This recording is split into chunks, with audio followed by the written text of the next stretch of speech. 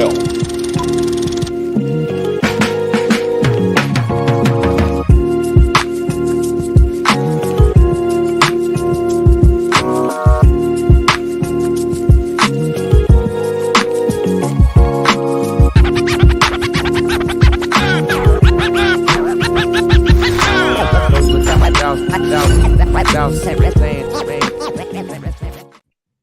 Surprise, surprise. Surprise! What's happening? Man, that is one of my favorite memes. I don't know what it is That's about that. When I see that video, when I hear that song, like it just does something for me, man. And hey, it is what it is. But surprise, surprise, Yeah. people. You know what I'm What's saying? surprise. We are technically on break. This is not an official episode, but we wanted to do a pop-up. We missed y'all, and there's so much going on. We were like, man, you know what? Let's make sure we give them something. We got to say We go something. talk to the people about a little something. You know what I'm saying? And of course, y'all know we're gonna talk about Katt Williams because that you know what?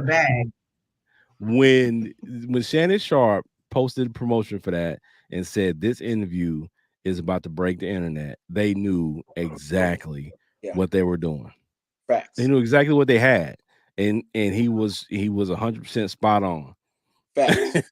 So it did that and some. I think it did. I think it exceeded their expectations, and it's still rolling. Oh yeah, it is because he's doing stuff like proving points. He was just running down the street or down somewhere earlier to prove that he's fast. So it's still going. You should have known he was fast when he was the alligator man in that movie. Your boy was chopping at the Oh yeah, at the end of ATL, the episode. Yeah, at the end of the episode. But you know what? It's funny that we always laugh and say that Benji sounds like Katt Williams, and he has some some similarities. right. And also, he is 40 something trying to prove that he can do these things like Katt Williams. You know what I'm saying? Yeah. Like, doing flips and running and trying to let people know, hey, I can still do this. That is a fact. They got a lot of similarities. I don't know. Have y'all ever seen Katt Williams and Benji in the same place at the same time?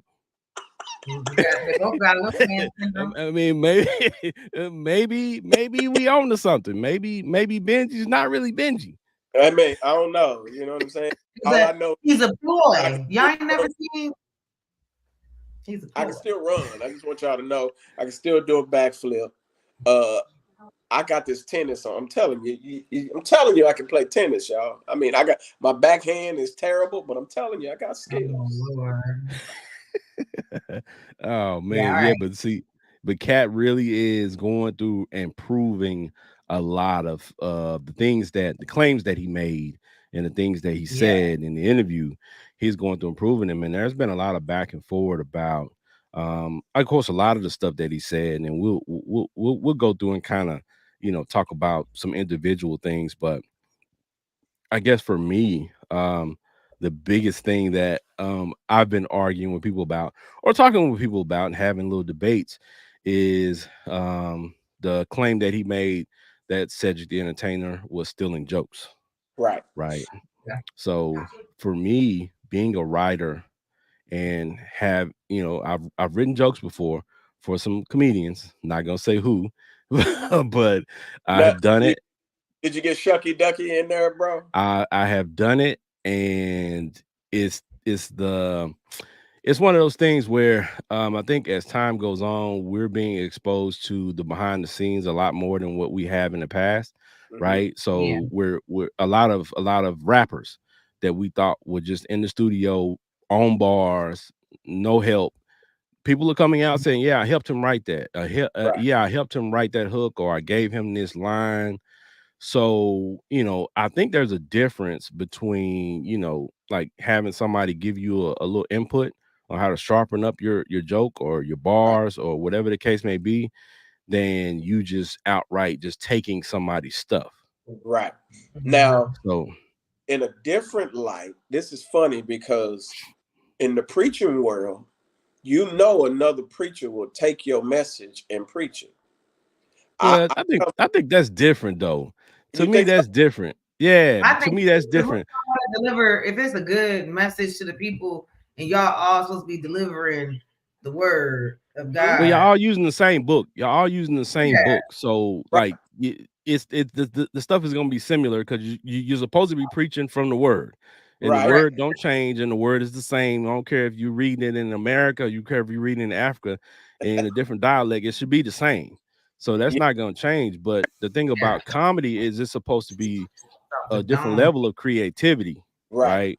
It's supposed to be you making the people laugh in your own way. So yeah, tough to, I can understand, because if you just outright steal the joke, which is what we're seeing, like you're, how pissed off would you be though if you sitting in the audience and you listening to somebody steal your joke, because obviously they're getting paid off of it. Yeah. I think that's the biggest thing. Like somebody getting paid off of your sweat, Right? Something that you came up with. But here's the other side of that. Now I had some other people come back to me and gave me examples of times where Richard Pryor took some things from Red Fox and shaped and remolded it. Some things that Eddie Murphy took from Richard Pryor, shaped and remolded it. And I told them that it's a difference when you take the concept and make it your own versus take a joke pretty much verbatim and then do it. It's a little bit different because it's a lot of people who do for instance, now it's a lot of people who do music now, and I've heard many different songs in the past maybe a couple of months that are using samples from the 90s, samples from previous. That's a difference, right? It's not an original song, but it's different. It's an interpretation of this other song. But when you do a joke, it's a different lane, man. And I know that it's, comedians have been borrowing from each other and, being inspired by each other for, since the beginning. But like the example that somebody sent to me and I posted it on my page was the joke that Said the Entertainer does about Bominicious. You know what I'm saying? Like the Bominicious joke was originally done by Meshack Taylor on Designing Women show. He said that joke on the show. So Said the Entertainer took that same exact joke, Bominicious, and did the joke. He switched it up just a little bit, but that's one of those jokes where it's not too much you can do with it that's going to be different. It's the key line in it is the Bominicious and the by my initials. So that's the punchline, right? With it. It's not nothing you can do with it. You can't change up that punchline. That punchline is what it is. So in the sense of certain comedians, they tell stories, right? Like, and it's hard to replicate that story, especially if that story is your own experience. Right. So and Mark Curry is talking about when his jokes were stolen, that was his own personal experience.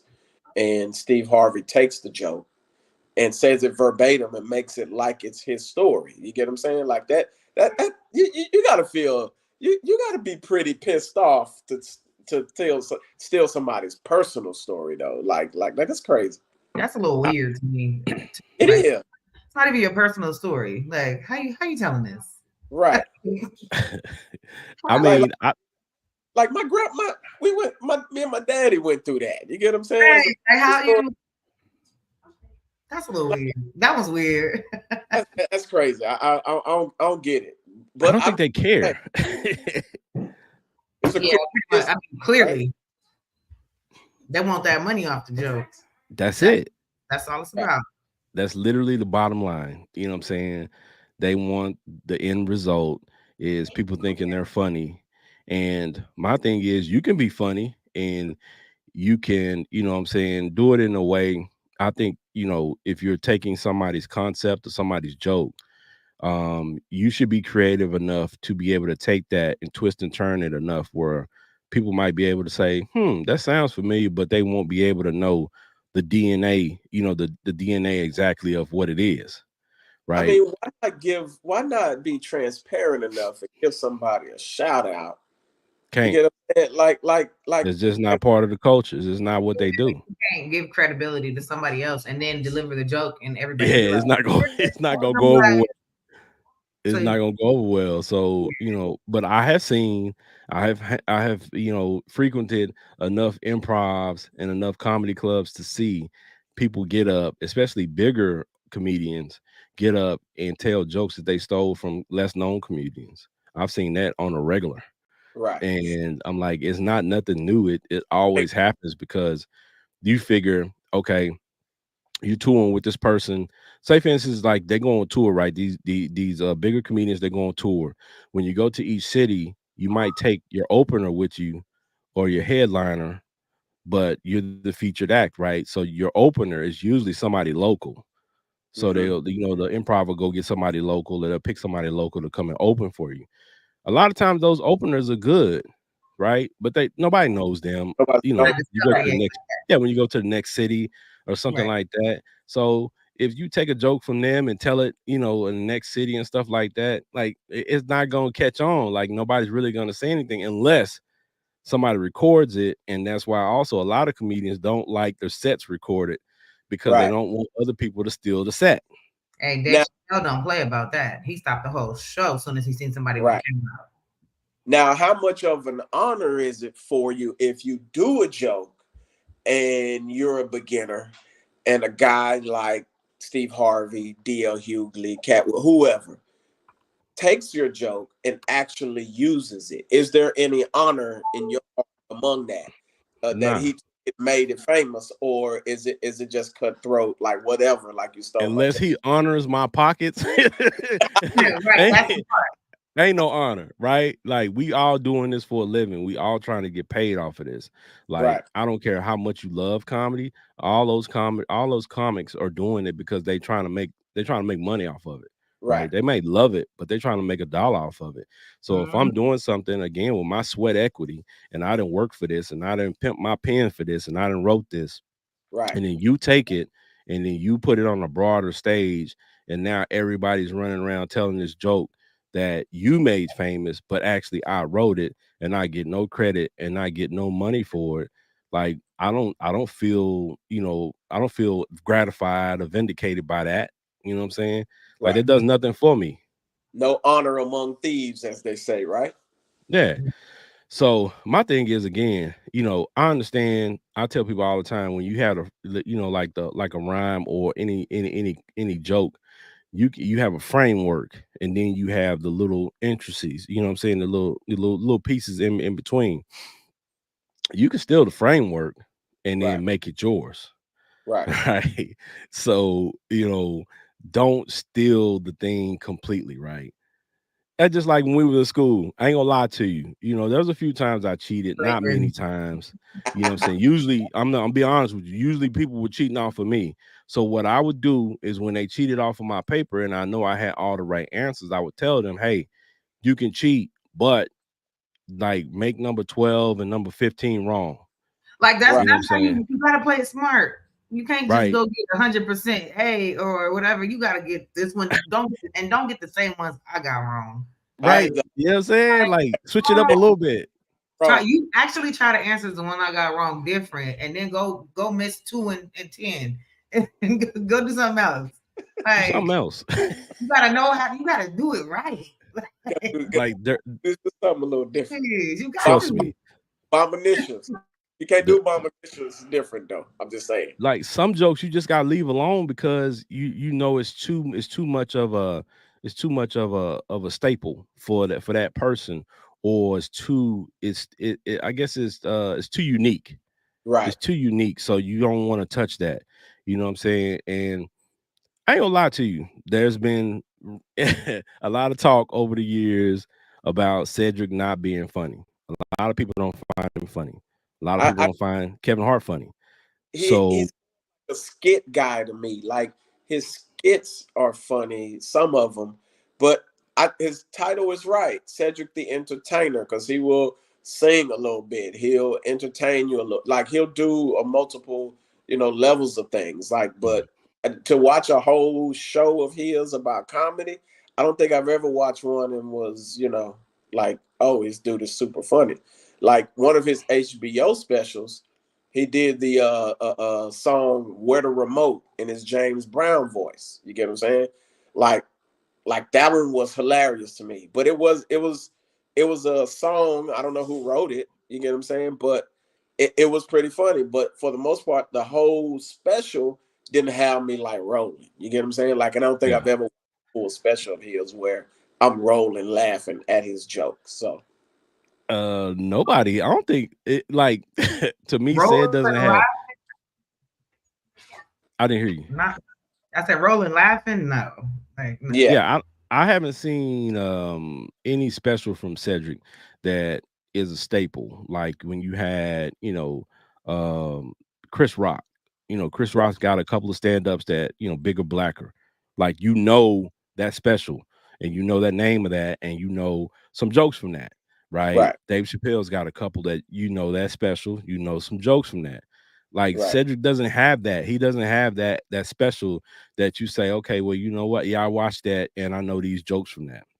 Hilarious. Yeah, he does have some jokes that I like when he was talking about his commentary basically on the Zab Judah fight. Don't ever play with matches. Don't ever play with matches. Like that is freaking hilarious to me. So I'm not saying that Cedric isn't funny. I'm not saying that at all. I give every comedian their due because I know how hard it is, right? A lot of people have never been on the stage in front of people and tried to make people laugh. It's not as easy as you think it is. I don't care how. Got to be quick hitting. You got I don't care how funny your family thinks you are. How funny your friends think you are. Like you got to get up in front of strangers who don't know you, who don't know your personality, who don't know who you are from anywhere, and you got to make these strangers laugh. And these strangers are from all different backgrounds, so it's hard, man. It's hard to get up there and make strangers laugh. For sure, different backgrounds, different sense of humor, different like. You're dealing with that blend all in that crowd, and race falls into play, all of that. Like it might not be funny today. I can imagine bombing at a show though, bro. Like that got to be pretty. Yeah, if you're a comedian, you're gonna bomb. Are they laughing at your jokes? Like, hold on. Yeah, if you're a comedian, you're gonna bomb. I mean, I don't care who you are. You can talk to any comedian out there, even the biggest comedians at their height. They had some bad shows. So it's just bound to happen because some days you just ain't feeling it. And some days you just, it's about memory. It's about putting the jokes in sequences, watching the special with Kevin Hart and Chris Rock. And Chris Rock had certain jokes and he would resequence them at each performance and put them in different orders. That's creativity. And that's what makes Chris Rock different from some of these other comedians where he's switching things up. You're not gonna go see the same exact show here that you saw, 2 nights ago in another city, right? He's gonna do something different. So a lot of people will go to another city close to them and see it again because they love that comedian so much. So, but like I said again, comedy is it's not easy. So to get up there and do what these guys have been doing, like Steve and Katt Williams and all these guys, man, that are mentioned in the interview, they've been doing this stuff for 20 plus years, man. That's to be applauded at any rate. Well, I mean, if you look at most comedians, though, they do kind of phase out after a while in terms of like how funny they are on stage. Like I can't remember the last time I thought Steve Harvey was funny on stage. Martin Lawrence hasn't really been super funny on stage. I mean, he in his early days he was killing it, but like it's like you watch some of his recent stuff and you're like, nah, wasn't that? You know what I'm saying? Like even Chris Tucker, early Chris Tucker compared to now, and you like, but Katt, yo, like I can't lie, I don't think I've watched a special of his that I didn't enjoy. See. And that's what I'm saying. That's consistency. Right. That's, somebody like Steve Harvey, who, I mean, I ain't gonna lie to you, quite honestly, the last Steve Harvey stand-up that I remember is Kings of Comedy. Like, that's the last thing that he did comedy-wise that has stood out to me that I remember Right. a joke or you know what I'm saying, a commentary that he did. Other than that, like I don't remember anything outside of Family Feud and say the Steve Harvey show and things after that. Which But he stole to Steve Hart. Oh, Lord. well, he didn't steal it. It's a concept, Right. and just like a lot of shows, especially in the late '90s, early 2000s, people had a blueprint, Right. and they were taking and plugging and playing because some shows worked and some shows didn't work with certain people, and somebody took that same exact concept, changed the characters, represented it, repackaged it, the same exact concept, and it worked. And it was right. Because they got the right people this time. Right. So, and I like I said, I'm not tripping on, what I'm saying, the Steve Harvey show. Yeah. I liked it. I like Mr. Hightower, even though he had the sponge wig on his head, you know what I'm saying? I liked that show. Like I enjoyed it. I can't So lie. I did think that was a real. I did think that was. I thought that was his real hair. I can't lie. I knew that wasn't his real hair, bro. His hair looked like this microphone top right here. I'm Hold like, on. nah, bro. Did he have the Nah. same hair when he was with the Kings of Comedy? Bruh, yes, but there was video and pictures of him just like LeBron. Then somebody took it from the back, and you could see the thinning part of it. So I'm like, so a lot of the stuff that Katt said, whether people want to call it cap or lies or whatever the case may be, like I said, man, it was one thing for sure, entertaining, That is a because fact. I was entertained by the whole interview. Almost 3 hours, and Shannon is like, "Yo, we should have had the cameras rolling when you first came in." So I mean, I know there was more behind. You know how we do behind the scenes cutting up sometimes. So I Yeah. can imagine him behind the scenes cutting up before they got to it. So Yeah, I mean, somebody like that, he's probably always on. Like when you see him hyped up and the way he talks and the way he is, that seems like that's the way he is all the time. Some of these people are only a certain way because they're entertaining at right, that point, right? And then when they get off stage, they turn it off. They're a turn it off. different person. But some people are just who they are. And there's no turning it off. They just are who they are 100% of the time. And you can tell, and the authenticity of their work when they get Right, on stage, it's authentic and they're telling stories about their lives. So man. with He was going in. We got a lot of stuff to touch on for sure because he went in. now with him talking about the dresses, him having to wear a dress. Right, Now, I agree with Dave Chappelle when he made that comment on the Oprah Winfrey show. When he did that right, Oprah Winfrey interview years ago, when he yeah. was talking about they tried to make him wear a dress. And I think I saw some commentary from Brandon T. Jackson as well, who's a Now, Brandon comedian. Jackson is officially on record years ago saying it was probably one of the worst Yeah. things he did for his career by wearing a dress. Yes. So I've never been a fan. FYI, I've never been a fan of like men wearing dresses. I would say Shanae, super funny. Wanda, super funny. But other than that, I don't know if there's any characters like that I thought was like super funny or was like super cool to go through that process. You know what I mean? And see, me, I'm different. I've never been drawn to that, bro. Like, I Yeah. never thought that Shanae or, I never thought any of that Wanda stuff. Like, for me, I just saw a dude in a dress, right? Right. For me, so Yep. it never did anything for me. And brother Telly's in the audience. He said, Medea, people around me can tell you, I don't mess with Medea. I don't have I've never. anything against Tyler Perry. I don't have anything against his work, but anything Medea, I'm not Yeah. looking at it, and it's not really funny to me. Like that character. Now, some of the stuff in the movies are funny, but that character is not funny to me. Right. So, I I mean, have that's to. just me. I That's have to just agree me. with that Yeah. because I've never watched a full show of it. Even when it came out, years ago. Like, it just wasn't my thing. And I know he started out with like the plays and stuff. And look, I'll never knock a man's hustle. You got to eat out here. You got to do what you got to do. So that ain't my beef.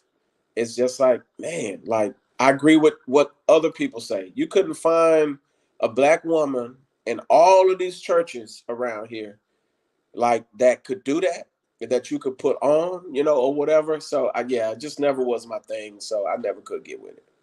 Yeah, so I mean, for me, that's never been something that I've been, amused by, put it that way. So, but yeah, Medea, that don't work for me. Again, I have nothing against Tyler Perry and his works. Right. I think what he has done and what he has built is nothing short of amazing, right? The people who he have helped and put in position to be successful. Now, behind the scenes, what they say that people have to do, especially men, to be successful in Tyler Perry's world, I don't know, but. But hey, whatever you deem necessary to be successful in your life, that's what people will do. And I'm not gonna knock it, right? Because I'm not there. But I'm telling you, if I'm presented with anything that's got to deal with my sexuality going awry, no, I'm not gonna be able to do that. Your boy said your boy said I have a virgin booty hole. Like, bruh, I'm not like, playing kind of game. And listen, man, that for no other reason than just being a man alone, that alone, it is like you would think that line would never be crossed. But people would do something strange for some change, bro. Like, and it's obviously people have been doing it for decades, for probably longer than that. Yeah, longer than that. They Hollywood has been called Hollyweird for a long time. Right? And I mean, there's been this lore of Hollywood success means that you have crossed over in some way or form into something, like, and I'll say this: if you're a guy and you like people playing with your butthole, that's you. That's right? your That's your business. But I don't entertain that. I don't want nothing to do with that. So that's why I'm taking a stance that I'm taking as far as that. But if you feel like that's what you need to do in order to be successful and allow that to happen to you, then hey, do what you gotta do. That's your business. That's your business. Keep it between you and whatever. I don't want to know. We ain't interested. So that's a tough space to be in, bro, to put your life in the hands of somebody who thinks like that, or who even approach you with that, what I'm saying, concept. Like, yo, like, different if you're female. Like, I mean, come on, man.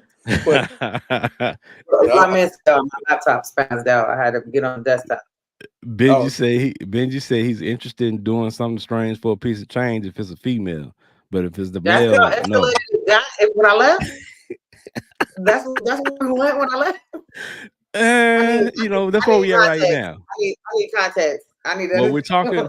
Well, to get y'all caught up, if y'all just tuning in, we're talking about Katt Williams interview and some of the allegations that were made, as we always say, allegedly, things that people have to do in order to be successful in Hollywood and entertainment, right? Me personally, like I said again, I have my stance. But whatever you got to do, pun intended. But if you gotta, what I'm saying, do some things, some strange things for some change, that's up to you. You know what I'm saying? Like, that's your prerogative. But I'm just telling you from my standpoint, I wouldn't be willing to do that, right? Because all right. So Patricia. Okay, just real talk. If you was ever put in that position as a woman, where you had to engage in something like that to get this movie role, what would you do? I'm not doing it. She like, no. That's why what people got hurt that they don't know where it came from and all this other junk going around because everybody booty bumping, fooling around to get roles and they just doing stuff to get somewhere. I'm cool. I'll get a role. Me and Taraji we're gonna be friends out there in the industry, untouched. And we definitely need to talk about that for a minute too, because Right. you know, because her bringing up that's something that's been in the news lately with Taraji saying that you know she's not getting the money that she deserves, you know, for the roles that she's playing. Right. Now I will say she's got a dope movie out. I can't remember when it came out. It's called The Best of Enemies. It's an old, I don't know when she created it. I just saw it a few days ago. It's called The Best of Enemies. I never heard of it. Where she actually changes the mind. It's a true story of a Ku Klux Klan, a guy who was actually a general or whatever they call it in the Ku Klux Klan. And she changed that man's mind based off of the demographics and everything. And it was actually a really good movie. So if you haven't seen that, The Best of Enemies is actually really good. I advise you to go see it. All right, there's one comment Monique asked you. Shout out to Monique, man. She said if you do it to get the A role, you're going to have to keep doing it to keep the roles. That's fire. Like that is 100% fact. We're gonna get out that you're gonna slob on that knob for that role. Facts. And everybody's like, yo, you want this role? I need a little servicing. You want this role? He needs to see your booty hole. What?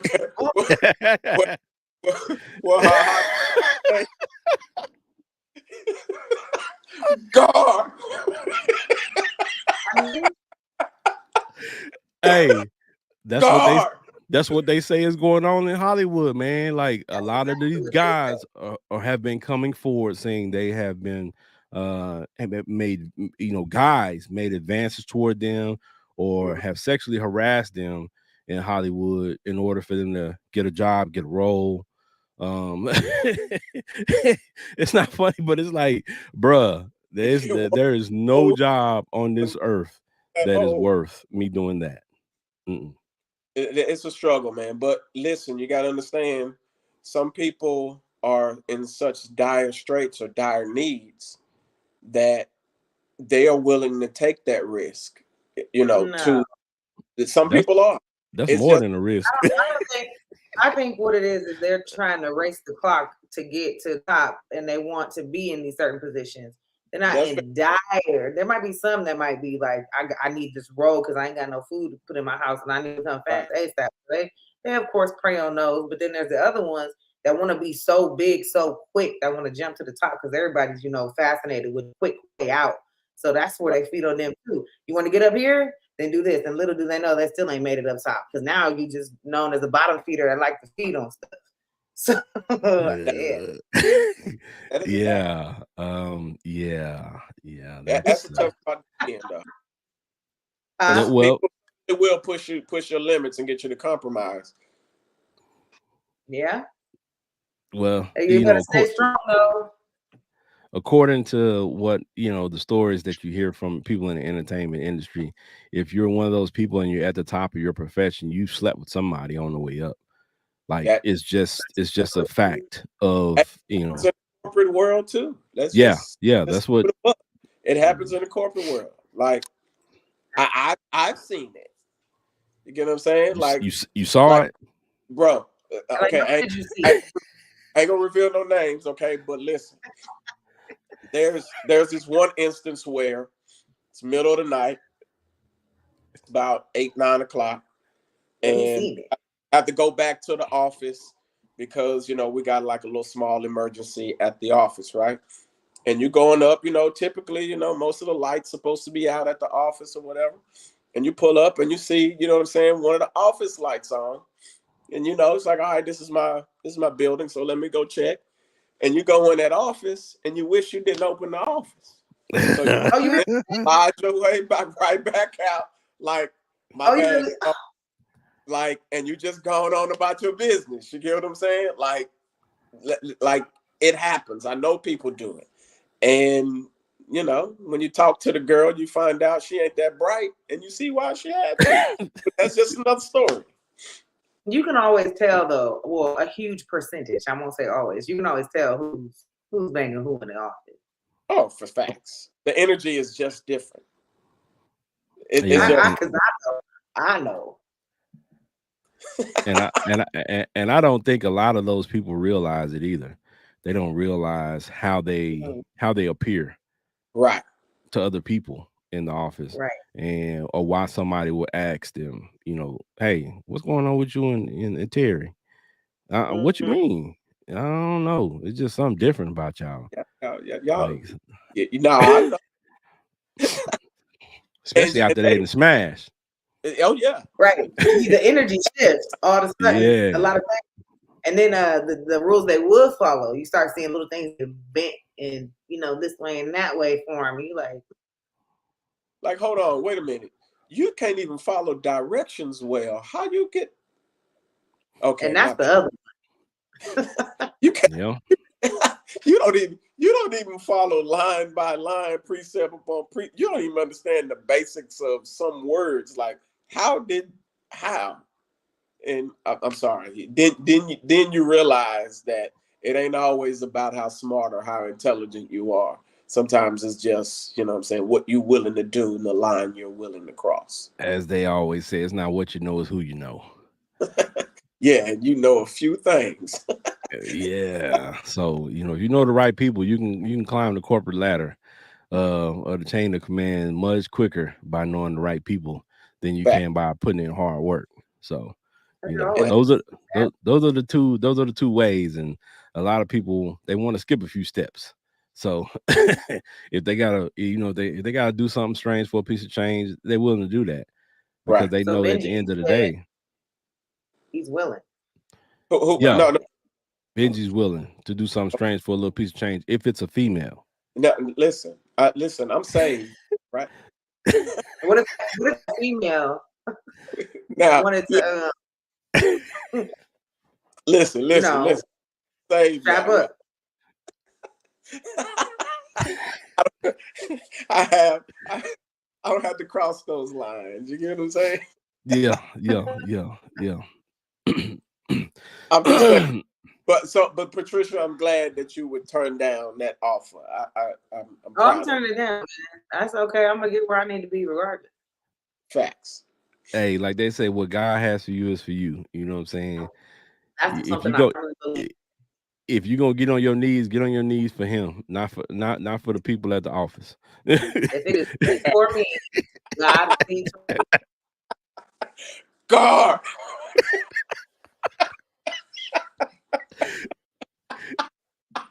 Oh, man. He was saved all of 2 minutes. He was saved for 2 minutes. You was saved for 2 minutes. So oh. Hey, yo, I gotta give it up. That's creative. Listen, now in my eyes, nobody can steal that skit from HaHa Davis. Like, that's so original that it'll be hard for somebody to copy that and take that. I don't think you can copy that on social media, like, because that's just his stuff. He created that in his basement.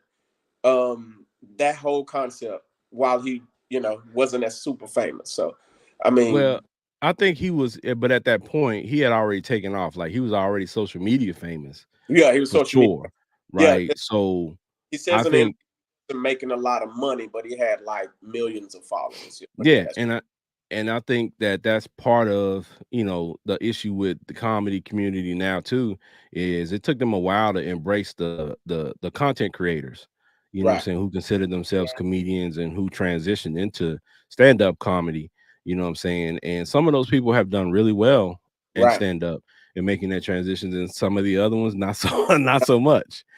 So again, you know, it's many ways to be funny. It's many ways for you to be creative. And I think that's what Katt Williams his intent was to say this we it's a competitive sport. Comedy is competitive, right? Like who you want to be deemed the funniest.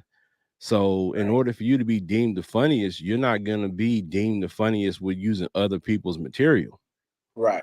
I don't. Right. So, and I think that's the thing. I think he wants the playing ground to be fair, put it that way. And somebody saying you're the funniest, okay, that means I wrote this joke. If somebody says you're the greatest rapper to ever live, and you got video footage of this rapper letting somebody write his rhymes, that's gonna put an asterisk by his name automatically. I like what Katt said when he compared it to, you can't be a steroid user and then walk in the room with the greats who never used any steroids and flex like you did something. No, bro, like you didn't. You don't get to stand in this space and brag like you did it. You get what I'm saying? So, but I mean, the person who is a thief who steals or whatever, do they really care? They just want to be in the room, right? Okay. Alex Rodriguez, they just want to be in the room. They just want to be in the room. Right. But those stats was built like, just like storage of fabrications and, enhancements, and the same for stealing jokes. So it goes the same way. You're in this room only because you stole your way to the top. So don't come act like you part of it. You're not gang, because you're not. You're really not us. And trust me, mark my words, there will be a comedian that will be funny, and people will find out that he was using Chat GPT to write his jokes. Facts. Mark this day right now. Mark it. I promise you. I promise you, because there are also tons of people right now. I'm not gonna even lie to you. If I was still in school, would I have used Chat GPT to help me write papers and stuff like that in class and commentary for books and stuff? Yes. Let me tell y'all though. Let me put y'all on game if y'all gonna do that. Like me and Ken said earlier, change some of the stuff, because the team can go ahead and do the same thing and go Chat GPT their way into it and find out what you did. It's copy 101. It's copy 101. Like they used to say, if somebody wrote on their report in 1848, Columbus sailed, whatever. I know that's incorrect, people. I'm just making them something just random. You don't say in 1848 Columbus blah blah blah. You say Columbus sailed so and so in 1840. Like, you change it up. Like, you say the same thing, but you change it up at least. But like I said, with Bombinicious, it's hard to change that up because it's such a unique joke.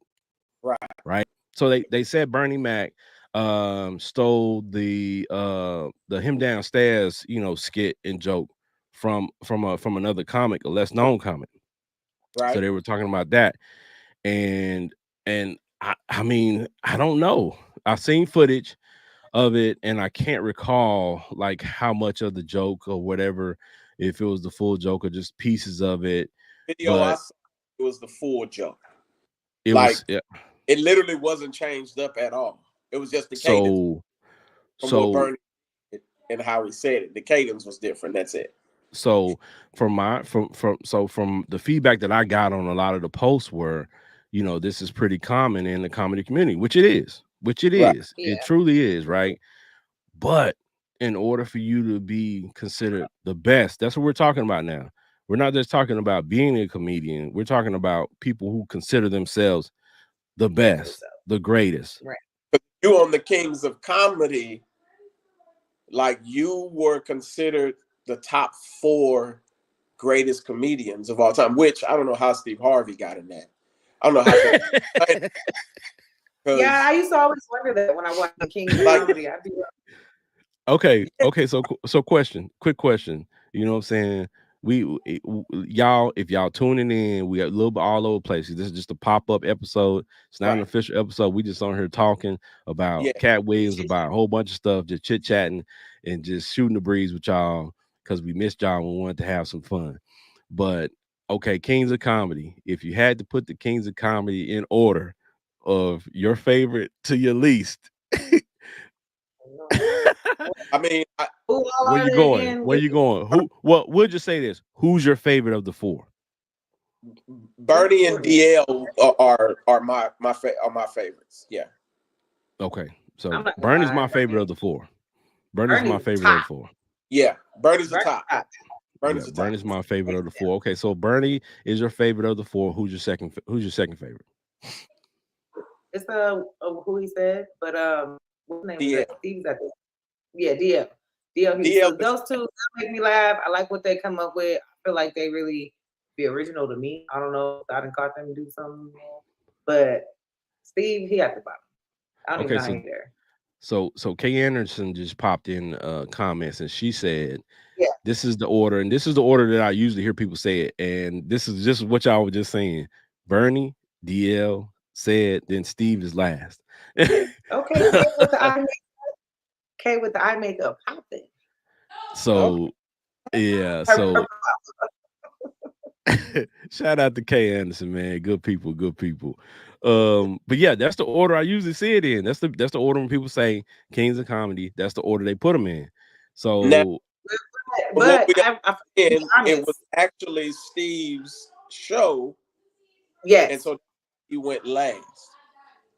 Like it wasn't. Look, I don't even feel like had it not have been his show, he wouldn't have even been. Well, from my understanding, from listening to their interviews, that was a tour, right? And that tour, they switched it up. Certain nights, certain people opened. They switched the orders here and there. So when they recorded it that night, like that's just the order that they chose that night. Right. So, but like I said, again, all four were funny on that special. Some just more than others. And I think Bernie stood out. When I first saw Bernie Mac on Def Comedy Jam, he stood out from the very first time. Like his very first stand-up was hilarious to me. That's the first time I saw Bernie Mac, and it was hilarious. Just as an FYI, his whole style, and those of you who notice they're from Chicago, his style is comparable to Robin Harris.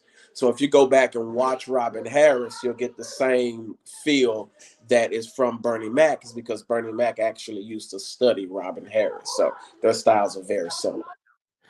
And FYI, also, when people talk about Said, a lot of the younger people don't know who Said the Entertainer is, but they do know Uncle Bobby from Proud Family. So if you know Uncle Bobby from Proud Family, you know Said the Entertainer. That's his voice. So he's become more popular for that than he is for his actual stand-up, right? So, and I think that's the thing. Steve Harvey, he isn't popular for his stand-up. He's popular for his show, the Steve Harvey Show. He's popular for his daytime talk show. He's popular for Family Feud, right? The game show host. It was time to move on to something else. Your time. Well, I think for him, and people can go back and forth about this. I think a lot of people are comedians and they use comedy to get to a certain thing, and then they're done with that phase of their life. And then you have guys like Dave Chappelle, who is a comedian. No matter what he does, he's still gonna go back to that, because at his core, that's who he is, and he needs that. That's his therapy, to get up on that stage and to tell jokes, right? So there's different types of comedians, and I think that's what we're looking at as well. Where Said as well has went to different things. He's done acting, he's done shows, he's done voiceovers.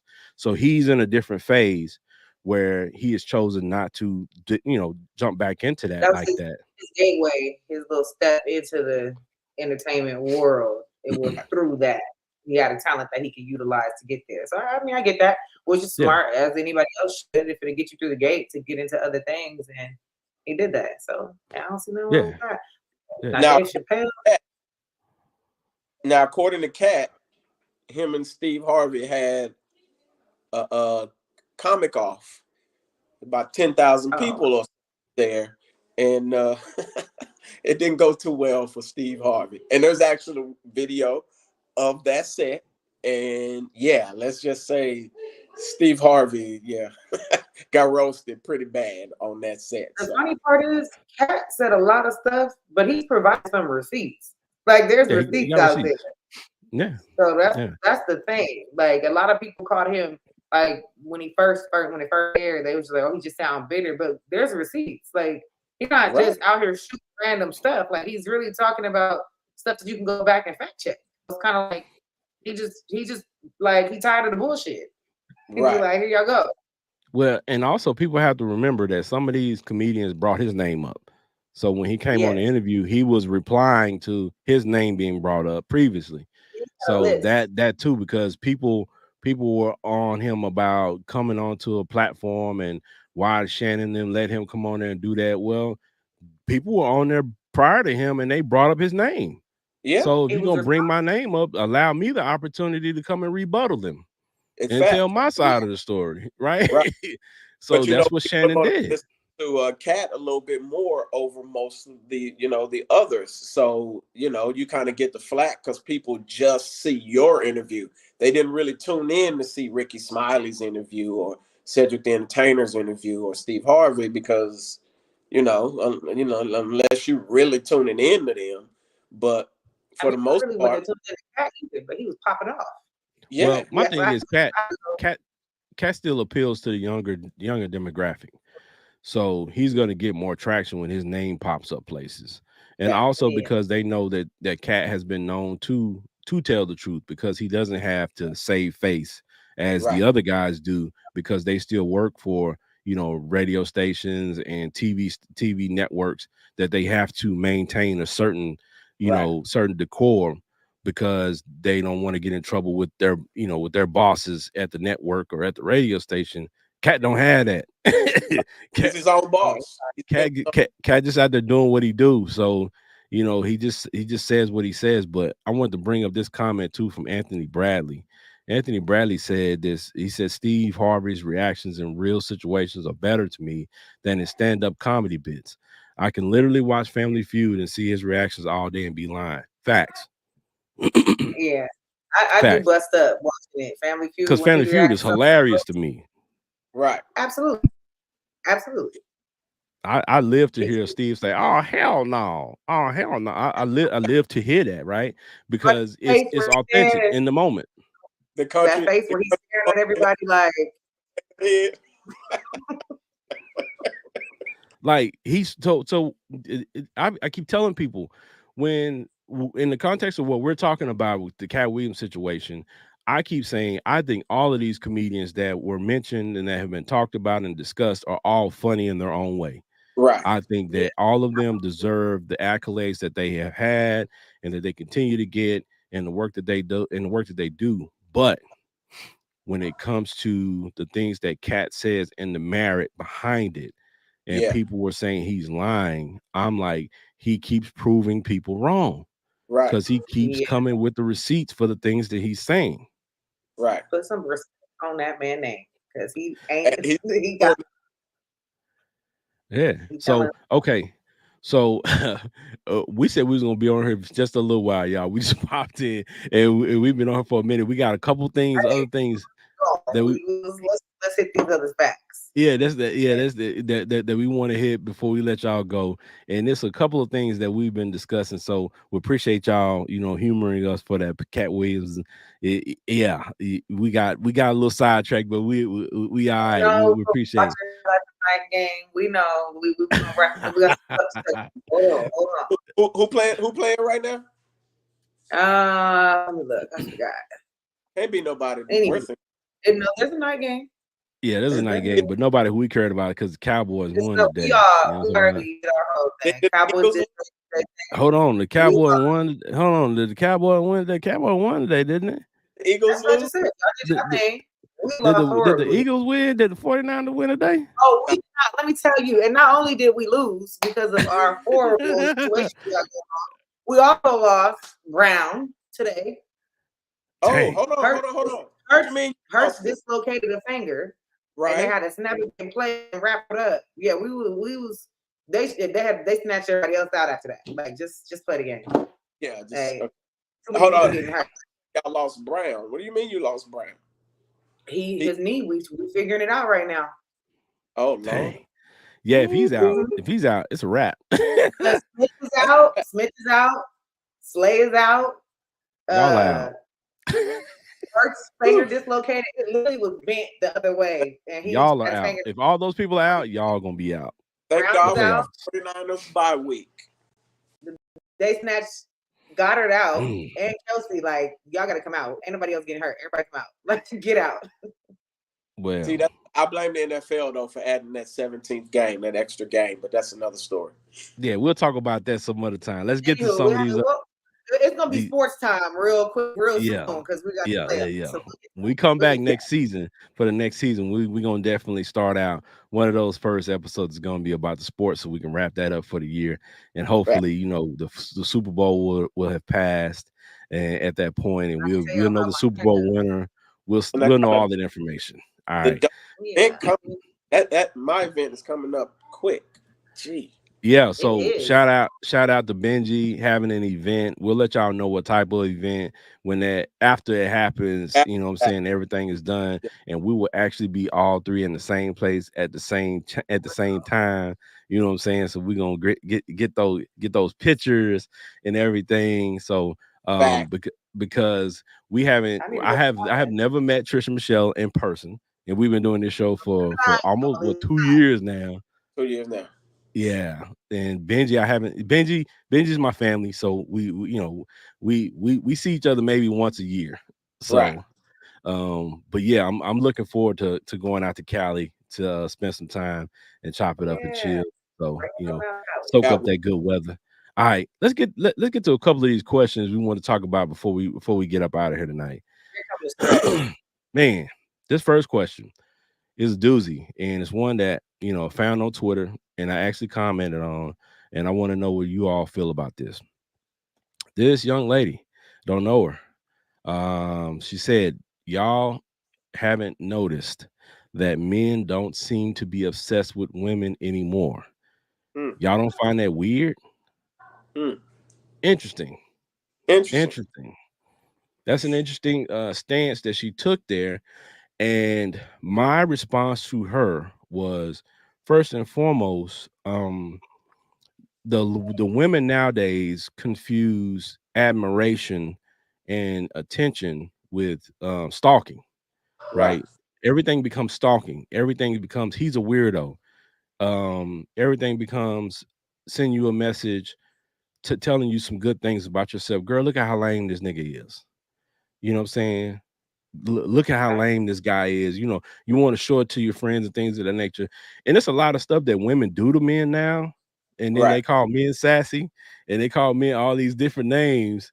But this is the type of stuff that women do to men, but you want them to act and behave a certain way. It's like you can't do the things that you're doing and then want them to be this man on the other side that you want them to be.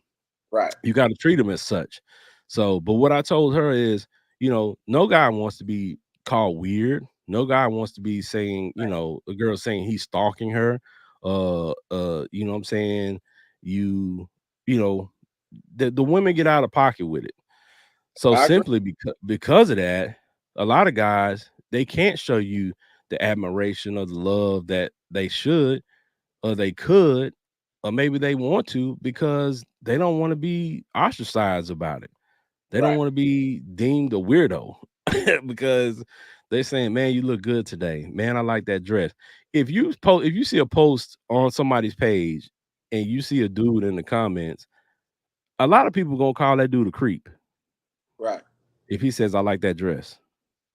Oh, look at this dude. He a creep. I've It ain't seen even it. nothing wrong with the compliment. Okay, thanks, cool. I've You ain't seen even it. got to say that too. You don't want it, you know. You Well, can't. part of that of the why men have kind of taken a back seat too is because you don't have to be obsessed with a lot of these women nowadays. You don't actually have to go the extra mile to get her package. She's willingly offering it for a Chick-fil-A meal. Like Mm. it's not like it's super hard anymore. Like, and then if you take it even further, the homies know about so and so, and that's how you kind of found out. So what you're So saying is they flooded the market with it so much that the price is plummeted. price So is they're plummeting. basically giving it away, which means that you don't have to chase it, which means that you don't have to do all the stuff that you were doing before, seeming obsessed with them and things like that, because don't matter. You're gonna get it anyway. Because that's not what. Now, I'm not saying all. We got a woman on this show, and we know she's different. But that's why, for the most part, most women don't even like that type of stuff. Like when I was in the dating space, I was shocked to find out that a lot of women didn't like flowers on the first date, or didn't like to, they weren't even accustomed to you opening the door for her, stuff like that, because they weren't accustomed to that, and that was corny to them if you did that. And so they wanted the dude that was, you know what I'm saying, all eyes on me, rough rider. That's the type of dude that they wanted to flow with. So for me, it's like I always sided with the idea of, if I can't be a gentleman and I have to be something else to you, you're not for me. I can't, because I'm always be a gentleman. I'm just naturally a gentleman. But if I have to go outside of that, you're not the type of chick for me. And I've beautiful, sexy, look good, career driven, and she just not into the flowers. And now that she done got mistreated and abused and misused out there with that concept, now you want to come back over to this side where the gentleman at, and the gentlemen are saying, you know what? Yeah, you're not my type. I can't float with you no more. I can't do that. I'm actually looking for a wife. And if you don't fit in that category no more, if you got 500 bodies, it just don't. Dudes is like, no, good on that. 500 bodies is 500 bodies, and that's why you don't ask. You definitely don't want to know that. But Trisha Michelle, tell us from a woman's standpoint, like, what do you think about that statement? Let me see the statement one more time. Let me make sure. All right, so let's pop this back up here. Boom. Y'all haven't noticed that men don't seem to be obsessed with women anymore. Y'all don't find that weird. So she's saying men not obsessed with women anymore. So, Patricia ain't got that problem. I know, right? That's what I said. Run it back to me, because I gotta. She still suffer from that. I really agree, like what Ken said. I see it a lot. It's actually stupid to me. I see posts where, like, okay, that's a nice dress, or somebody or a man went into a female DMs to say this or that or whatever to her, and they just screenshot and posted it and called her up, and ain't doing nothing but just saying, "Have a great day today, beautiful." Like, is he not supposed to say that? Like, what do you? I don't know. If you're a man, then why are you opening that message anyway? So that's a different story. But like, if you're single and you're showing available on the social media, and a man DMs you and has something to say to you, and then all of a sudden they're thirsty, they're weird, they're this, they're that. So at the end of the day, just being a being, like, just think, like, if you continue to do this and you're getting called a weirdo or stupid or thirsty or whatever, it's like, all right, bet, like, I'm cool off that. Just like, and then that falls into Benji's part now, because it's 2-part.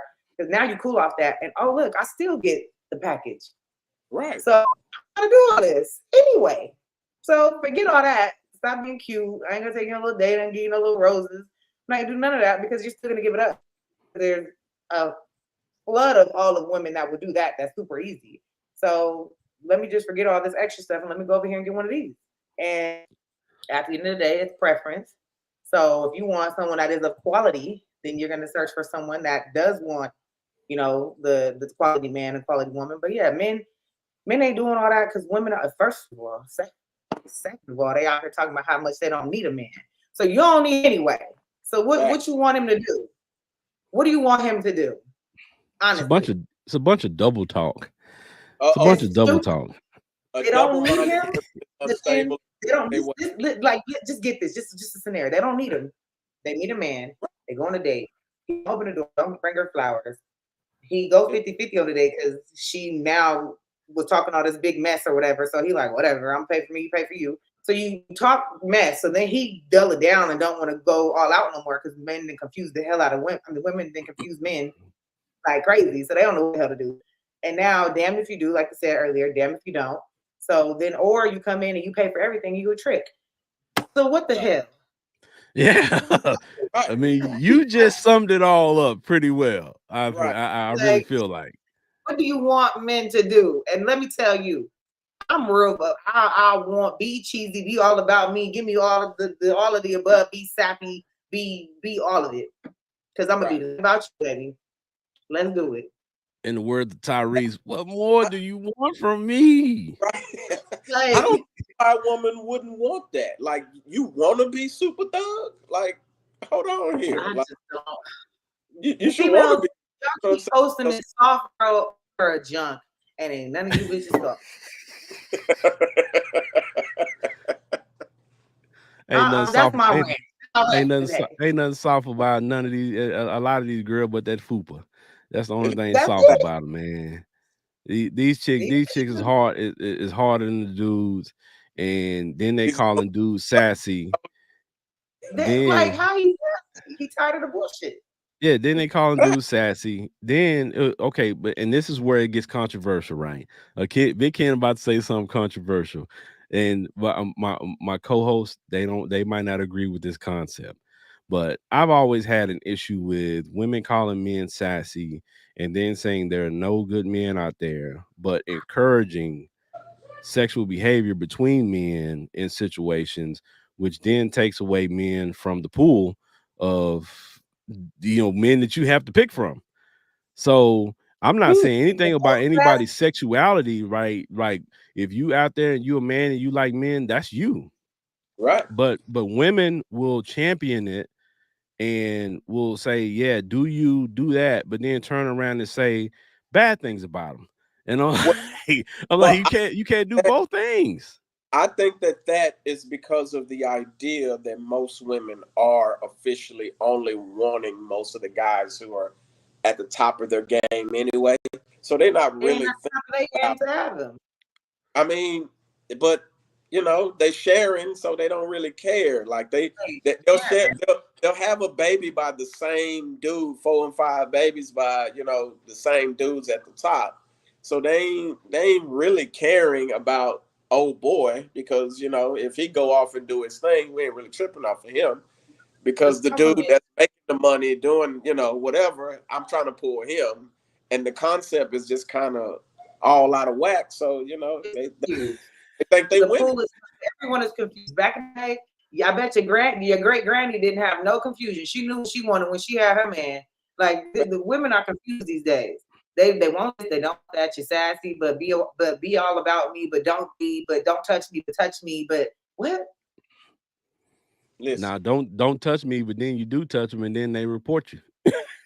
And it was, and that's another. And then you're on the list with Diddy. Them. That playing to the reason why they also ain't doing all this extra stuff. I don't want to touch you because I don't know. You might be mad next week, and I'm reported. I don't know yet. Listen, I come from a lot of women who talk back, and I'm just gonna be honest with you. Like, I don't mind healthy dialogue, but it's one of the things that it's like you can't listen to basic instructions. Like, I can't deal with it. It just never was my thing. You could be the prettiest thing on the planet, but if you can't follow X, Y, and Z, and we in a relationship, like, that's problematic because ultimately you saying you don't believe in the concept or the ideas that I'm putting out there for the household. So why would I put myself in that position? It's just I couldn't do it. Well, that's not talking back. That's called hard-headed and stupidity. Well, hard head make a soft behind, as they used to say. Well, that don't even be soft on them no more either because they got BBLs. They got BBLs, bad BBLs, and they don't even be soft. And filling and implants, stiff. slides, and all right. So okay, we got a comment in here. Knowledge is power. Says, I'm 39. I've been single for years, single parent of my daughter, and literally try everything to find a wife. I get turned away multiple times, so I stopped seeking and working on being more patient. And the second part of that is put myself in God's hands. And that's all you can do. Because listen, I bet you he done tried many a times to even just be nice, sweet, or in some type of way, just even trying to approach a female and got some stupid bark back from these dumb ones. And at the end of the day, that's what more can you focus on besides them daughters and your future after that? And if you're running the one, you're running the one. And that's another reason why they are tired.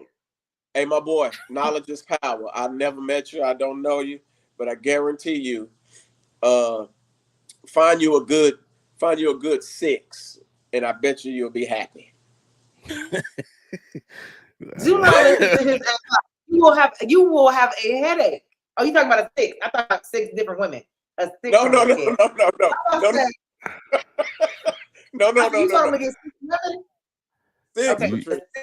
a 6 on the scale. Find you a 5.5 or 6, my brother, and I promise you. First off, don't settle for nothing. Go for what it is that you want, and if you need her to because you ain't gonna be satisfied if you don't get it. All you gonna do is be like, oh, you don't look the best, but so no. Please go for what it is that you desire, and you can't have Nettie, but you can have Sealy. Stand on business and stick for what you want in a person, and continue to focus on you leaving in hands. Yeah, facts. Yeah, because you definitely got to go for what you want. Do a dating advice show one of these days. I'm just saying. Nah, we definitely will. And like we tell y'all all the time, you know, on our official episodes, we have topics that we cover, different topics every week. Again, this is an unofficial episode. We just popped up today, so you know we're just all over the place. We're just talking about whatever we want to talk about, whatever y'all want us to talk about. But yeah, when we do those dating, you know, we try to give you all good insight on things to help you out. Right. So at the end of the episode, you can go back into your regular life, into your world, and apply the things that we talked about. And hopefully, you know, we can hear some success stories in the future about how you listen to something that we presented to you and it helped you in your daily life, because that's the crux of what we try to do. Right. We want to entertain you, but we want to educate you as well. Some of y'all might be a little upset because I ain't over here like, yeah, you better sit down. Yeah, you know what? There needs to be more women that step up and say what needs to be said as representation for women, because there are too many women that are on the opposite side have a voice. They have a voice that are saying all the wild stuff, and then you have the peanut gallery, as my grandma used to say, in the background cheering them on, and it's all the wrong things, right? So you know. Yeah, because when women talk about how men don't value them, a lot of the women don't understand that the voice of women that you all choose to listen to as far as your music content and stuff like that, they're part of the reason why some of these guys don't value you, because listen to the women that are being pushed to the forefront and listen to what they're talking about, and these are the women that you're championing. Whether it's right or wrong, it doesn't matter. It's the truth, and it's what guys, it's how guys view it. So if you're in a spot and you know, you're listening to a certain type of music and the guy's observing you, you got the women in the club who just listen to Sexy Red and they just bob their head to the beat and they chilling and they vibing. And then you got the other ones who climb on top of the furniture and get to twerking immediately. I was just gonna say, half that cooch out on the couch. And you been in that thing over letting that coochie breathe, like Sexy Red said, and he don't want that type of chick. Or he wants that type of chick for that moment because he want to smash. Right. So you can't blame him if you in the spot and you been in it over letting that coochie breathe and he like what he see at that moment. That's what he want. Right. Or you let it breathe and it was stinking and he said goodbye. Oh. You know what? Sadly, a lot of these guys, they'll put a mask on and just bang out. You know what I'm saying? And just worry about that. Tell you the stories I've heard of these guys, man. Some of those same chicks, and then they mad when the guy that they pushing for don't choose them, and now they heartbroken. And you know, you got all kind of drama going on. But or they say that men don't want to get married no more, and it's like, no. I mean, that's another couch is popping. So like, what do you see? What are you supposed to get married to? Yeah, like I can't. You haven't shown the capabilities of raising children. Like there's a whole bunch of factors that go into it, and men think of these things. Not all men, but men who got their stuff together, they think of these things. Like, you're eventually going to have to be around my kids. I'm going to have to be around yours. Like, we're going to have to implement principles, because no parent just sits back and lets their child run wild, buck wild, do whatever they want to do. No, men, if you are a man, you have standards you want to follow. You want your kid. I want my kids to know how to read. I want my, all of these small little nuances, which you ain't shown. Like, why would I? But you good at the club, though. I'm tripping on the fact that I've seen countless times, and men and women both do this, but I've seen women say it the most, is I don't want no man with no kids, but you got 3 kids. Like, like, I understand you saying you don't want a man with 3 kids because that's too many kids. Yeah, I get it, but you can't say you don't want a man with no kids at all, and you got 3. So he coming to the table now. But granted, you just sound a little crazy. Yeah, like you might be able to find a dude who's willing to come in and take care of you and your children and don't have any kids, and he want that add dad and mix type of deal, right? And that's cool. That's crazy though. But you come in and do all that kids, and then you talk to them crazy. But as you get older, 35, 40, and up, most of the people you meet, they're gonna have a kid, at least one. So if you got about 3 different baby daddies, you got to deal with 4 different. Imagine this: you got 3 different baby daddies. That's 3 personalities. Hopefully, they're not bipolar, and you have double in there. Then you got the kids' personalities and your personality, along with that person's personality.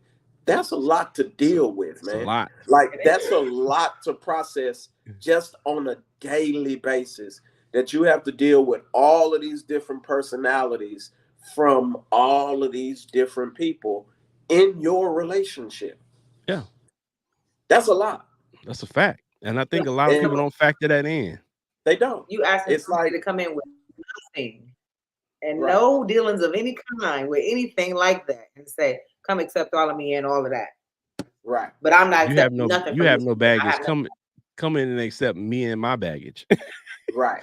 So it's crazy, man. I'm not saying, like I said again, I'm not saying that if you're a woman and you got kids that there's nobody out there for you. There is. You know what I'm saying? Hopefully. And in some situations, maybe you might have to share the person.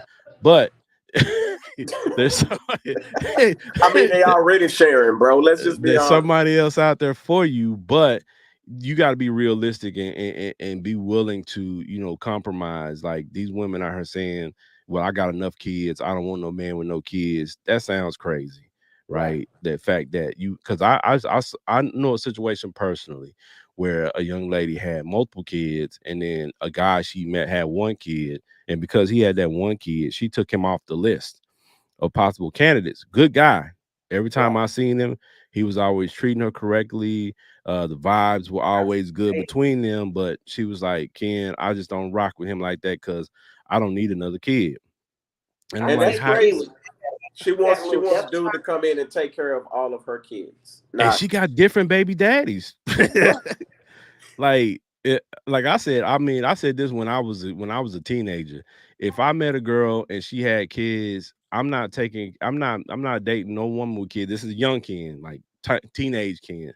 I wouldn't date no chick with kids back then because I didn't want, you know what I'm saying, to have to deal with the dude, you know what I'm saying, and have to deal with, okay, I'm trying to raise this kid who's under my roof a certain way, and he wants the kid raised another way under his roof, and it's confusing. Parenting is already hard enough, right, to try to raise a kid in multiple households.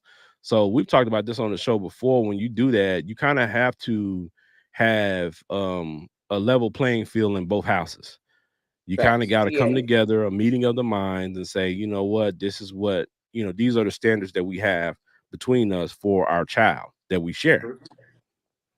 Because you letting your child do A, B, and C at your house, and then they come to my house, and then I don't allow that, that's going to create a big problem for that child.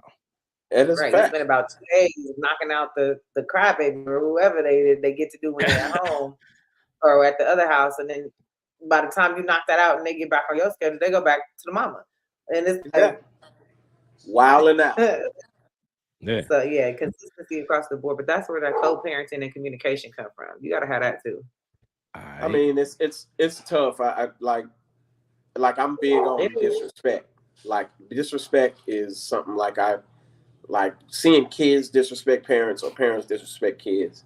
It's like a thing. It's like, nah, man, can't float with it.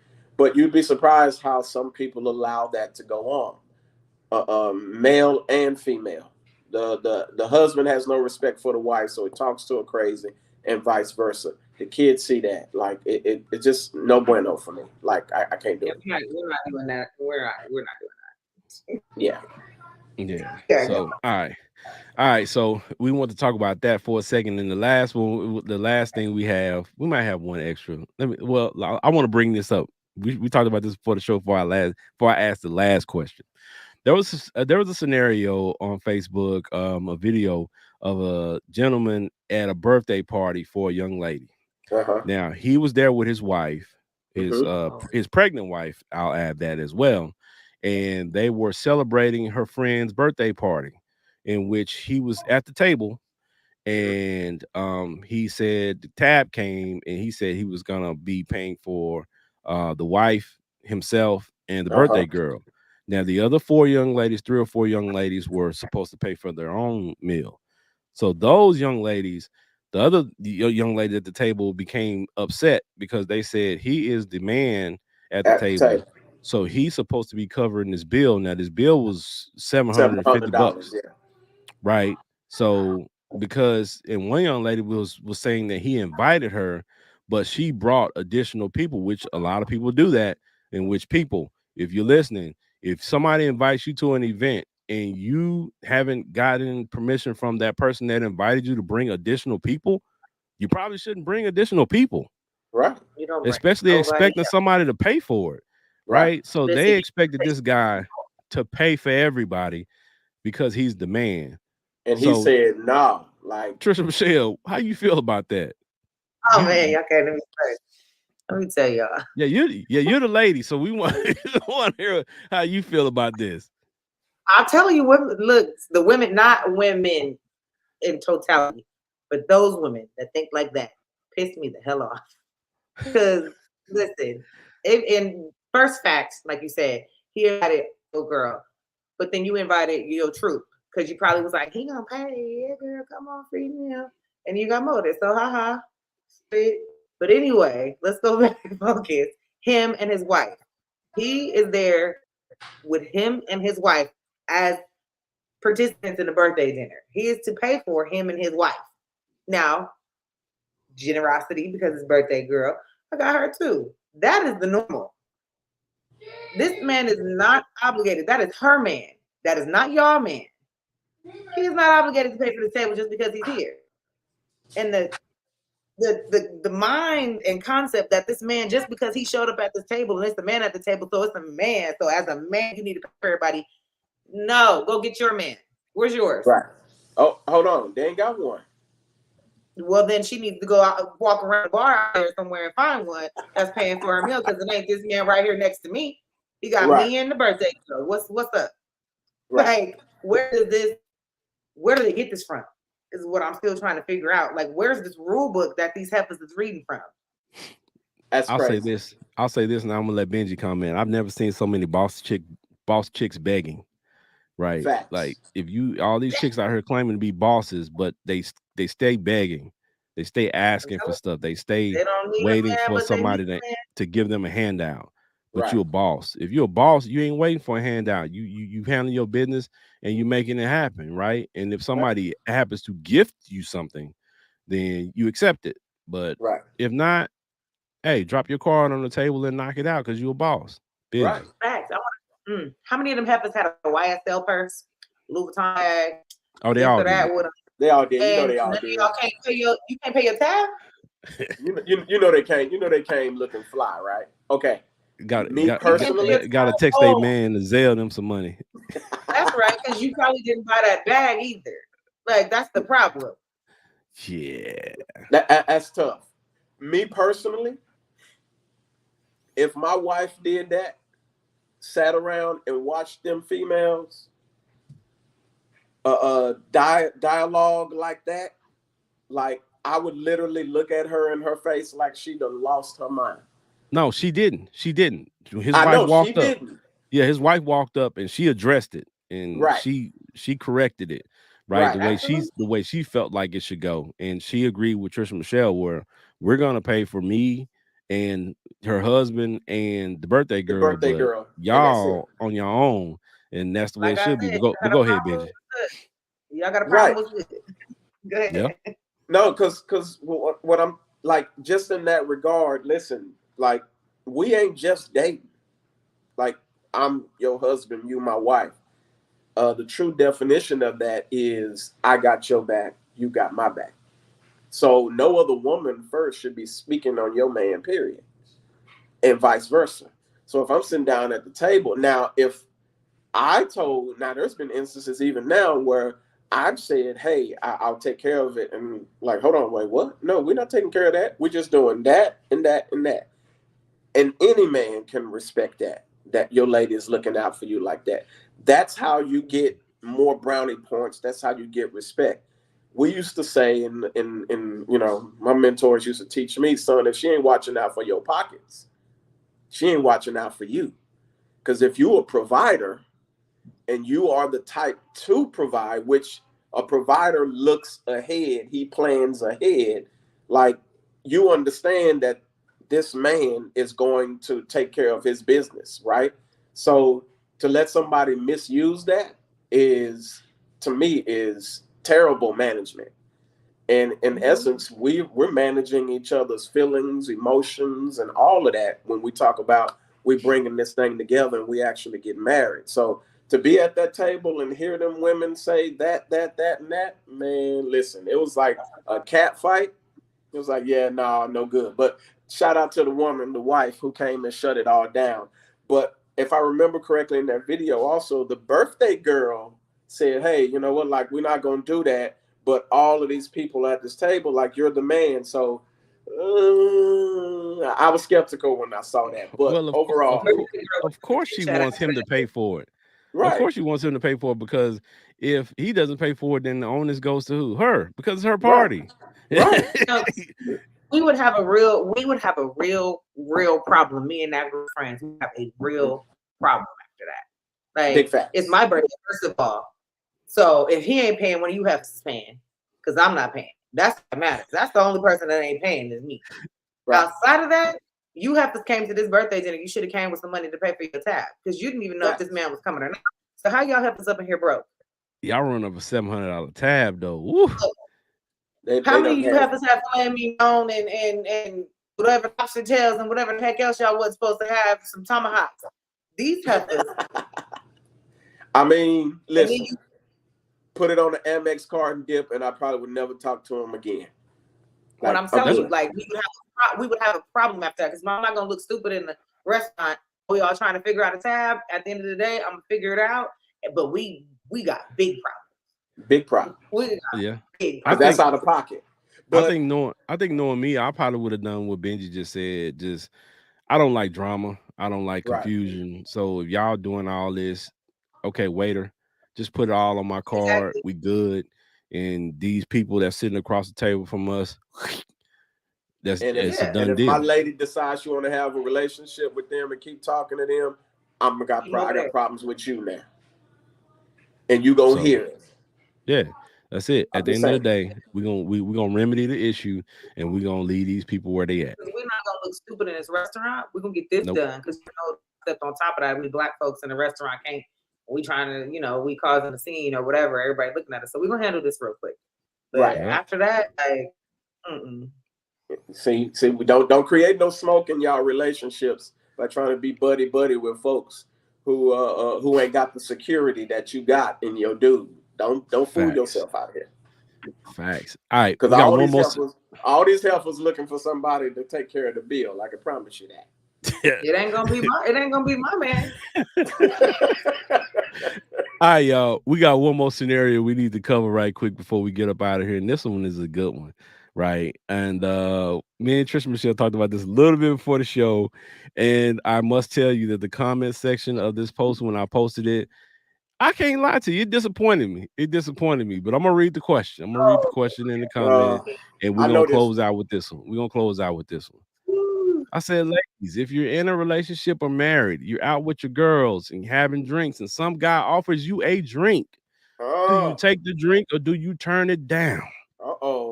Trisha Michelle, you out with the girls. You're in a relationship right now. Guy offers you a drink. What do you do? So, factually speaking, first of all, I'm a bottle popping chick. We know. We know. Second of all, in factual situations, I've had that happen. I'm turning down a drink. I don't, for one, and it's not that I don't need no man. I just don't need that from you. Two, we're not going to give you any glimpse of hope, sir. I got a man. And even sometimes when I'm single, I don't like to be bothered. Leave me alone because I don't want you bothering me because now I get a drink from you. Now you expect to dance and you expect a conversation. You expect a phone number. You expect all these things from me that I don't want to be bothered with. Leave me alone. So that's me even single in a relationship for sure. Don't accept that drink. Like you really that thirsty for a drink or thirsty for whatever else is coming because that man definitely believes a crack somewhere. There's a glimpse of hope. You gave him a little bit of like you can see wings of the birds coming through that little light shining in the sky. He think he got hope. I ain't giving hope. We good. Ladies, let me tell y'all this. There is no, I mean no, and I say that with authority. There is no man out there that is just buying you a drink just because. That does not exist. That does not exist. So I saw that in the comments multiple times. He's just a nice guy. There is no such thing, right? If a guy is buying you a drink, as Trisha Michelle said, he might not be buying you with the intent of saying, okay, I'm gonna try to knock this chick off tonight. But if the situation presents itself, he's gonna capitalize on it, and that drink is the crack in the door that he needs to open up the conversation, to a dance or to an opportunity, right? So it was a lot of ladies in there in the comments that disappointed me because I'm like, and some of y'all have been married or not in relationships, and now I see why, because of the approach that you're taking. And from a guy standpoint, most guys are gonna look at that and say, no, I don't want my woman. I don't want my woman out there taking drinks from some other dude. I don't care how nice he is. I don't care what the situation is. If I'm not there, she needs to be purchasing her own drinks and enjoying herself. Because if you're a guy, I gave her the money to make sure she can buy her own. I was about to say, like, all you gotta do, hey, and he probably done shot you something for the night anyway. Like, she ain't going out without no cash. So yeah, I'm trusting you to go out with your girls and to have a good time. Like I didn't say you can't go anywhere without me. I didn't say, some of these guys don't want their ladies going anywhere for that simple fact, because from a guy standpoint, how predatory guys are. Exactly. And it's not a bad thing, but we are the hunters. Right. We are out there looking for, women. So if it's a single guy in a club and he's buying women drinks, shooting shots everywhere. Basically, that's exactly what it is. If he got his own bread, like he's shooting his shot at as many as he can. And at a bar, shooting your shot is a drink. At the club, at the park, that's shooting your shot. You got the blunts. You like I got the weed in the car. Like that's what you do at a bar. So it's kind of mind-boggling, but Patricia said it. You're giving people a glimpse of hope, and that's really what it boiled down to. And you may think it's innocent or whatever, but the dude ain't looking at it that way. There's an old saying that a friend of mine told me. He says, if I can get your woman to stand up, I can get her to do anything. You don't move at another man's commands at what he's offering you if you in it with somebody else or married to somebody else. Like it just you don't move at that speed. So listen, the problem is that there's no way ever. Their job is to say oh, I don't want nothing. I'm just getting you this drink. So often the blow, you're gonna be, oh, okay. Boom. That's all he needed. He'll be back. I'm gonna soften the blow so I can get you to blow. He gonna smile at you later. He gonna come back. You know, might put his little hand over your little shoulder or behind the elbow real quick to ask something. Like, he's coming back, and he's gonna come back all night because you gave him that little glimpse. I promise you. And I'm selling this by even when I was single, and I'll be like, leave me the alone. So now we don't accept no drinks, like single or not. I really don't, because like it's annoying. I have watched guys in the club. I got a rule though. I ain't meet nobody in the club anyway. So I don't want nothing from nobody. I have watched guys in the club. The last time me and Benji was here and we went out, that night I literally watched this. Shout out to Antonio, the owner of Sandaga. Hey, dope spot though, Sandaga out in Dallas, Texas. Y'all go out here in Dallas, man, and dope spot. And we were in there, and I watched numerous guys buy women drinks, and I also watched those guys because that's what we do when we out. We sit in the corner and we just people watch. Right. And I watched those guys follow women, not only physically but visually. Just they bought them drinks, they watching them as they go around to see, okay, who this chick talking to, trying to peep the scene. And I get it, but once again, once he bought that drink, he like, you on the radar. Yeah, you on the radar. I'm gonna see what the trajectory is. Am I really gonna have a chance? Because a lot of times the dude ain't gonna shoot his shot when he buy the drink. He gonna buy the drink and he gonna say, thank you, this is for you because you look nice, I like your dress. And then he gonna move around a little bit. Then once you had a few drinks, then he gonna spin the block. Pull him right back up. How do you not understand that you in the club? So you expect dudes, you in a club atmosphere, club setting, and you really went there thinking nobody was gonna hit on you. Dudes hit on ugly girls. There are some that live that life of never getting hit on. I'm sorry. Man, dudes done went to the clubs many a times and left with the ugliest thing in there. Because he just, you know what I'm saying? He needed some action that night. Hey, there's a reason why the lights are low. Hey, come on. You be like, I like waiting for that moment because I like to see who everybody that got shacked up with for the night. And I'll be like, ooh, because they don't know. That is a very interesting thing. When I go out, and generally that's where I hang out at Sandaga.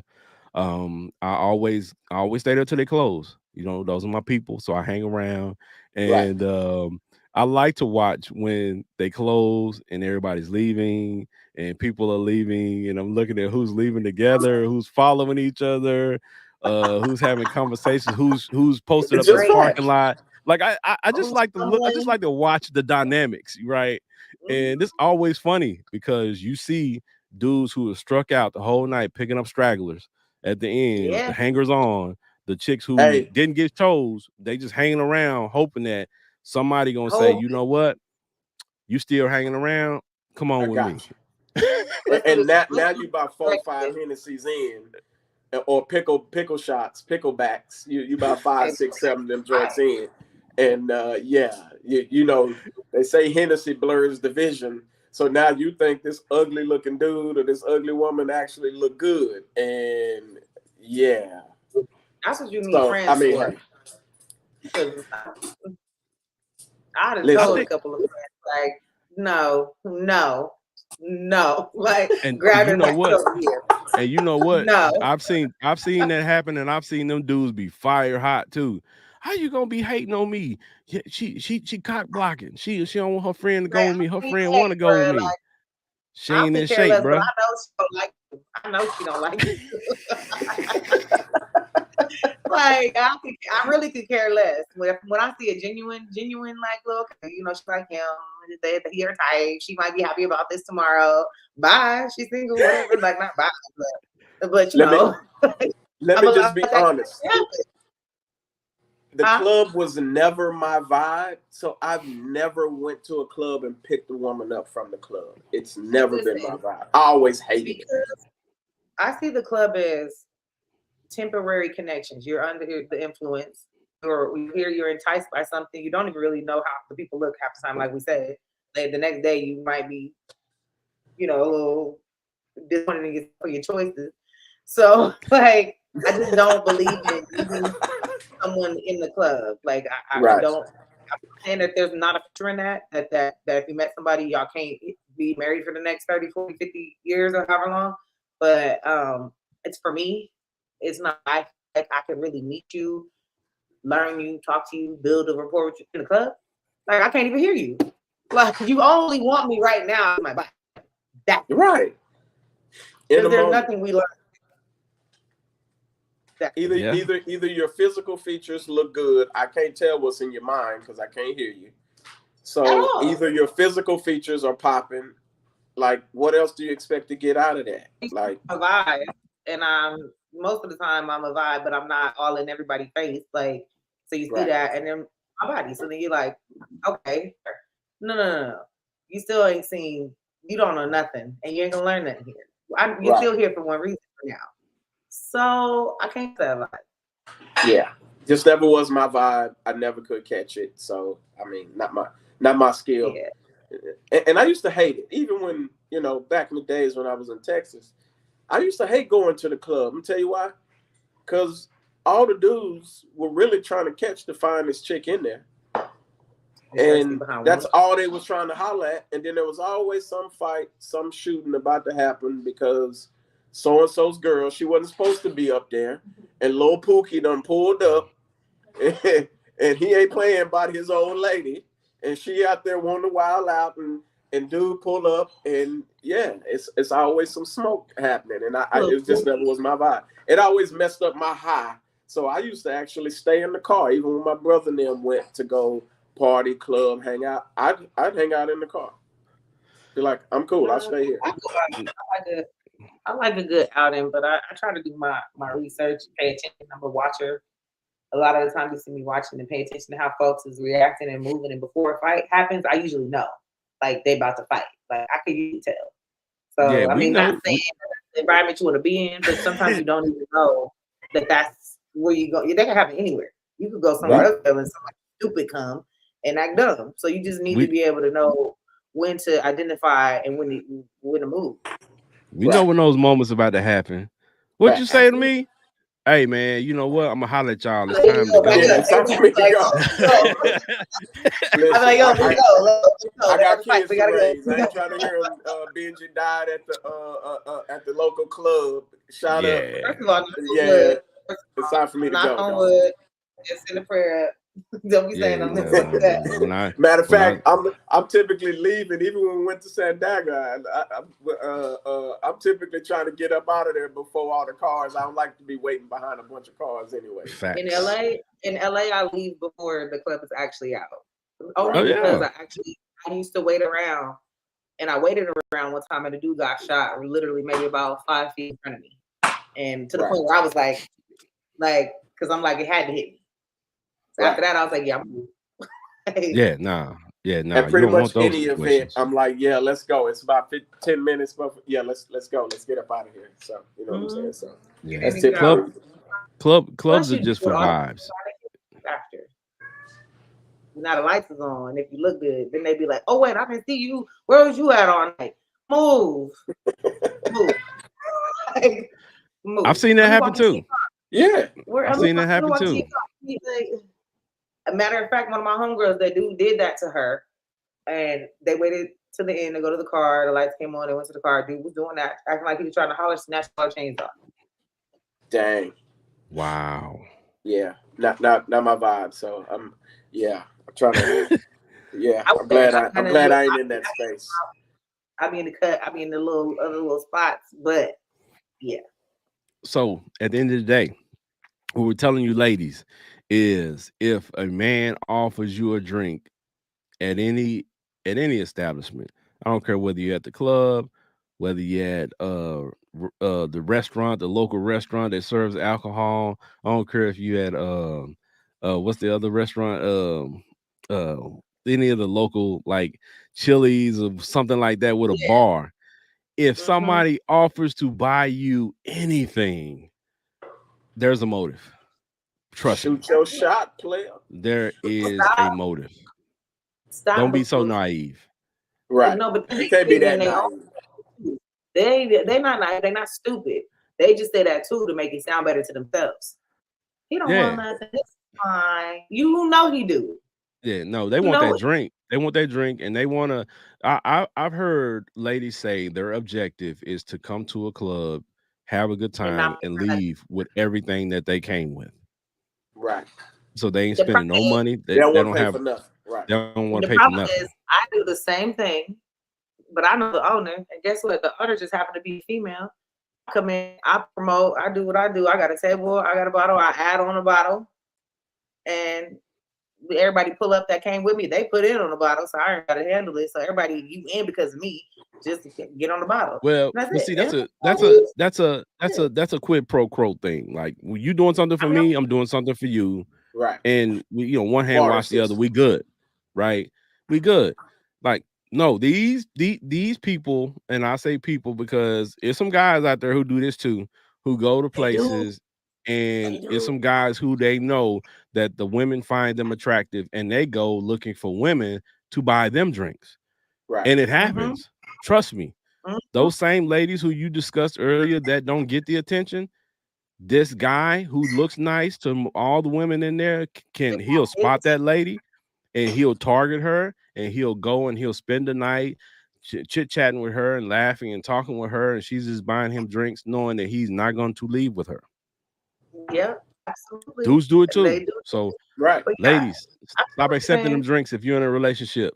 It looks bad. Going out, you can't pay the bill.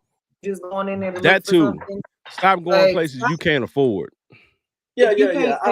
I'll never understand how you go out somewhere and don't expect to foot your own bill. Like I always go with the expectations. Unless you're a minor, 12, 15, even 18 years old, we had our hustle paying for our own thing. So how you gonna go out and expect? Yeah. It's a great night if you're single and that happens or whatever. But if you're single, we're talking about women that's in relationships that's getting stuff paid for. What are you doing? Yeah, it's a bad look. But all right, y'all. People will use you for sure, so you got to be careful. Facts. That's what they there for. People in this world, everybody in this world, with the exception of probably your mama and your daddy, and maybe your kids when they get older, ain't looking for nothing from you but love, right? Right. And everybody else wants something from you. Trust me. Everybody else in this world wants something from you. Trust me. The beauty of me is I don't need to take nothing from nobody. Money. Nothing. Well, I don't count the kids, you know what I'm saying? They do what they do, but you know, people out in this world. My kids is here for more than love. They want my money. Them little kids, they gonna take everything from you. This is why I got kids list is the blessing. It's the big kid list. I gotta post this comment right quick before we wrap up. Brian Slack Ellison, I got Brian. He said his girl got slipped a Mickey before and he had to go save her. I mean, listen here. Now here's another thing. A drink that can also happen because you keep setting your drink down and you do this and you talking to your friends. The drink is over here. Yeah, it happens. You need to make better choices when you go out, and that's another thing. If I accidentally left a drink and I did not have eyes on it for the last, I don't know how many seconds. Oh, that drink is done. Yeah, I'm not touching it. I'm not touching it. Drink from other people, not watching, just But even if you're single, and it's okay to get a drink, you follow that man to the bar and go watch that drink be made. Yeah, you follow that man to the bar and go get it yourself. Yeah, that's what I'm saying. Watch it be made and get it in your hand to you. Like, watch the whole process. Be there. Be present. Right. That drink in your hand. And this is for the thing. This is for anyone. If that's your thing while you in your relationship and you want to get drinks, whatever, that's your relationship ain't gonna last. But please be smart and go see that. She said the relationship ain't gonna last. It's not. But I'm at least be smart. Don't get drugged out here because I have actually heard about it too out here in Riverside. This girl, this girl. Yeah, so, no, I know several that has had it happen to them. So yeah, trust me, it's real. Roofied or whatever they call it, like they got all kinds of stuff. Because that's another thing. Get you the easy way out is to roofie you, and then he just gonna watch you. But you got your drink though. Wow. That drink you want so bad. Yeah. All right. Well, we brought you all a few topics with things that we have been thinking about, especially the Katt Williams thing. We definitely wanted to talk to you all about that. But we appreciate you all tapping in with us, and we just did a little pop-up. It's not an official episode. We are starting our new season on February 19th. Yeah. February 19th will be our official return with our new season, episode 150. It's going to be a surprise what we're going to have coming to you on episode 150, but we just wanted to do this one in between time, in the meantime, because we missed y'all and we wanted to talk to y'all about a few things. So if you all are not already following us on all social media platforms, just type in FIYAH session and we should pop right up. Go to YouTube, go to Facebook, go to IG. Follow our pages so that when we do start those new seasons and we do start new episodes and we do drop new content, you're not behind the 8 ball and you're missing out on everything because you ain't following us. You got to follow us, support us, and show us that love so we can help do the same for you. So we can get topics on, people on, and things that you're interested in and things that can help you, because that's what we're all about here at the Fiyah Session. We put the medicine in the candy. We want to entertain you, but we want to educate you as well. So before we get up out of here, Trisha Michelle, talk to the people and let them know where they can find you and let them know what you're up to. She's trying to hide. She don't want them to find This ain't the club. This ain't the club. I don't like the club either. Just don't bother me. That's just my rule. No, just chill. You can say hi. Like I'm not no bitch. But leave me alone. Still. However that worked out. Leave me alone. Figure out that balance and we'll be fine. But no, you can find me on Instagram at my dog wanna Trisha Michelle _YT on TikTok the same, on YouTube Trisha Michelle. But I'm about to get with Big Ken because I got my setup, I got my desk, got my camera hooked up, my light, my mic, so I gotta get with him because y'all better follow me because I definitely bring my stuff back too. My dog don't shut his. He want to be known, so he back there. He gonna be there too, obviously. But yeah, follow. Facts. All right, Trisha Michelle. Benji Banks, the man, the brand. Talk to the people. What's up with it? Yeah, I mean, I ain't hard to find, right? Benji Banks. You can't miss the name. It's my page is, I don't think nobody can copy my page. So you know where to find me. If you're on IG, BRB4701. We just posted some funny stuff right now. We're about to scrub the whole page and do some new stuff on that. So we're going to start using that a little bit more. But go check out the new ebook. It's really simple, really easy. Quick read. Go throughout your day. You need some positive information and just, throughout your day. Go check it out. Can't miss it. It's on my page. So go check your boy out. Got all kind of stuff. If you follow me, I got all kind of stuff going on. So, can't miss it.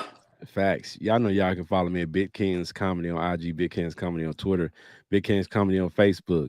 Again, the Fiyah Session on all social media platforms. Just type in FIYAH session and we'll pop right up. Go do it now. Yeah. Whatever you're looking at us on, go do it now. Don't wait. You know what I'm saying? Make sure that you get that quality content that we have coming to you. And shout out to all of the people who jumped in the comments today on this episode. Man, y'all always keep us entertained and y'all always come with some fire comments. So we appreciate that. Y'all keep supporting us, keep showing us love, and we will see you all on February 19th when we return with all new live episodes. So tune in, jump in the comments, support us, show some love. We love y'all. We appreciate y'all. Y'all be safe in the new year 2024. Like we always say, it's our year, baby. It's our year. All right, y'all. Peace.